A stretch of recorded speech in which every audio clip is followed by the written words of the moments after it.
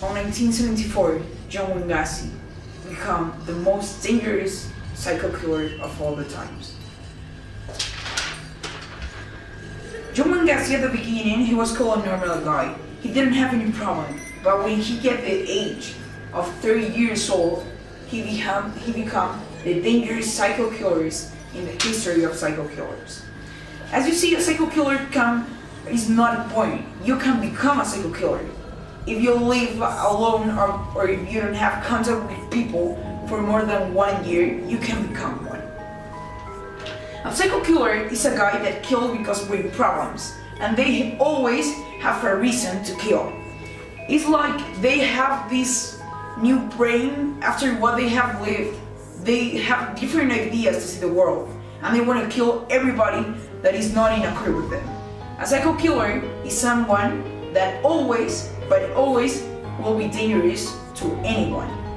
If you are even a guy that has 60 years old, you can be a victim from a psycho killer. On consequence, psycho killers make people disappear because they don't like to have rests of people. They have always hide it in places, like in houses, and they always burn it. Why? Because they know the problems they will get if somebody search and find that he is the psycho killer. He will go to jail and they prevent everything.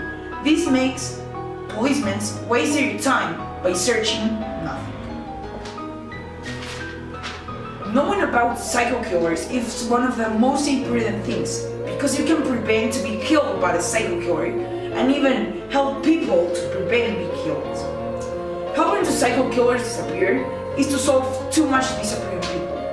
And it can help asylums too, because to a psycho killer be treated in an asylum costs too much, even more than buying, even more than buying gold. Yes, even more, because they have special diseases, special food, special ideas, and if they don't want what you give to them, they can become pretty crazy. As you see, psycho killers not only affect people, affect policemen, affect asylums, and some solutions will not be bad to confront this problem. One way to solve this problem is to go to the city asylum on Wisconsin. How?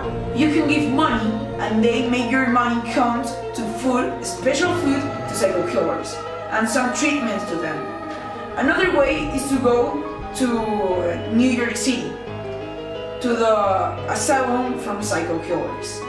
What you can do here is give paper, yes, paper. Kids or teens can give paper and they change it for money. So what they do, they use the money to have like a best treatment to the psycho killers so they're not that angry on the place they live. 1980 was the deadliest decade of all the history of humans. And this time, more than 2 million people died, and most of them was made by serial killers or psycho killers. Ted Bundy. Ted Bundy is one of the most dangerous psycho killers of every time.